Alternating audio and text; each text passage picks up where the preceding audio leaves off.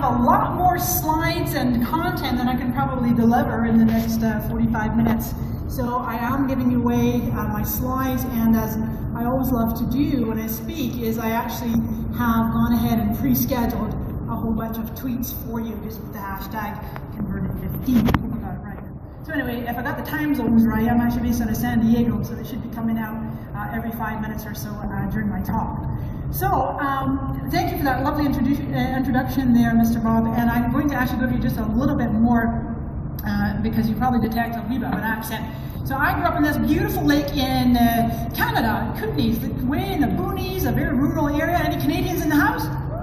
All right, sweet, yeah, awesome, yeah. I know Dan, my friend Martel back here is from Canada too. So I grew up in the boonies, and one of my little sisters, or excuse me, this is my big sister, and I have several little sisters.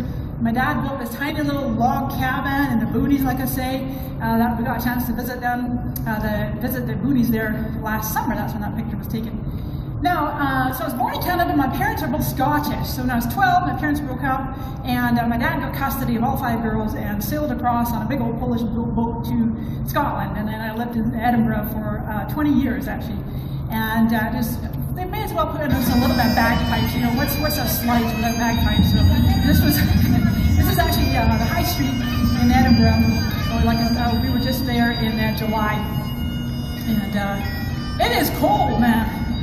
It is really cold, and people say to me all the time, would you ever go back to Scotland? I'm like, well, I love visiting there. I have a lot of family there, and I really love visiting, but now I live in San Diego. So I came to San Diego, woo-hoo! Can you tell I'm a wee bit happy there? And I moved to San Diego in 1999. I came with 50 British pounds in my pocket. I was flat broke. I had 2 suitcases in my hands. I knew one person, and I absolutely had a dream in my heart, and I had a knowing in every cell of my body I was supposed to be there. By the way, I also tend to get really excited, and I talk fast. So I'm going to see if I can beat Tracy's record up here. But if I get too, like, my Scottish and this Canadian and Californian accent goes all a little crazy here, we'll maybe put some subtitles up for you.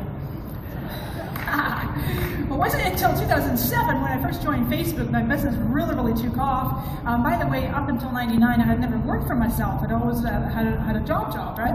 And then when I came to California in 99, I had a dream, I had a vision actually the whole year prior. It's really magical. You heard the saying, luck, the definition of luck is when preparation meets opportunity.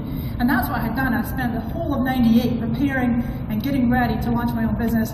And then I was very fortunate to meet some instrumental people in San Diego. I began my email, I actually started growing my email list in 1999, wrote information products, did consulting for small business owners.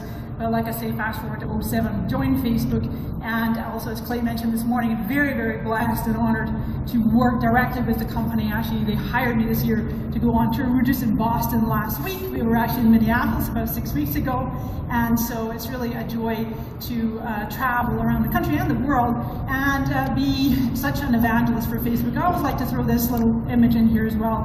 I'm very blessed and honored to be with my soulmate, Christopher. We travel around and go to many of these events and do a lot of business things together. So it's just a joy. I'm very blessed. So without further ado, this is what I'm going to cover today. I'll pop all 6, I think I have 6 for you, up here, and one more. So we're going to talk about 3 trends. Come on, there's one more. And then really important about your plan, your content, paid campaigns, of course, targeting the right audiences, power of pixels, and people syndrome. All right, so that's what we're going to dive into right now. Here we go, folks. So, like I say, feel free to check the tweets out, hashtag converted15, of course. I'm happy to share all the good nuggets for you there. Now, I feel like I'm walking in front of my slides if I go here. Oh no, look at that, that's quite good. All right, if you want to take pictures, you can take them now. I'm just kidding. No, it's like, I'm not going to be in front of my slides.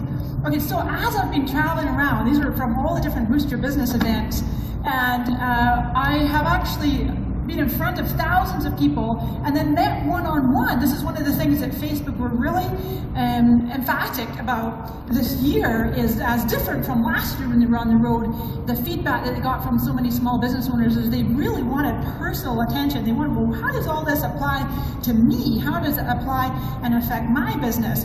And so they added on this component of doing one-on-one consults. I've actually sat down and spoken with hundreds of small business owners.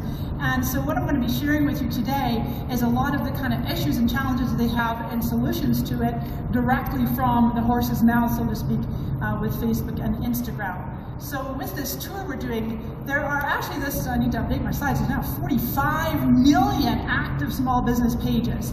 Now then, out of which only 2 million are active advertisers. So you can imagine this one, Facebook's like, wait a minute, that's a lot of people that are not really understanding the power of Facebook advertising. Now I'm going to include Instagram a lot of times because, I don't know if you all know this yet or not, but Instagram now is open to advertise. You can now advertise on Instagram using the same target information, the targeting features, very granular targeting features in Facebook.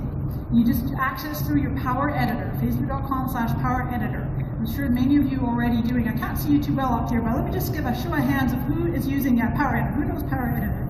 Oh, you guys are a little more advanced of an audience than my normal crew, so this is awesome, fantastic. If you're not yet using Power Editor, if you write nothing else down, then please write that one as a powerful takeaway that you really want to get yourself up to speed with Power Editor. If you need help with that, let me know. But that's going to give you access to all kinds of amazing features. Split testing is one of the main reasons to use Power Editor, but also being able to access Instagram ads. So now then, as we're traveling around the country, there's 4 in each of the 4 main cities we've done so far, featured small business success stories.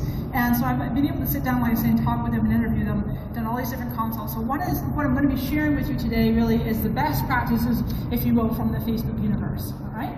Onwards we go. All right, so the first thing is we're going to talk about these Facebook trends. Facebook is absolutely disrupting television and video. Dan talked quite a bit there about video, and you know, I suppose there's a little bit, what do you call it, maybe friendly rivalry or even some controversy between Facebook and YouTube. I get asked this a lot by audiences and my clients in terms of, well, you know, should I still post on YouTube? Should I put my YouTube link onto Facebook?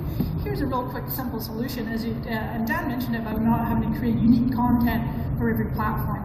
Every single piece of video content, you want to repurpose it as much as possible, load it to YouTube, perhaps even simultaneously load it natively to Facebook, upload it to Facebook. That is what Facebook's giving the most organic reach to, not video links from other sites.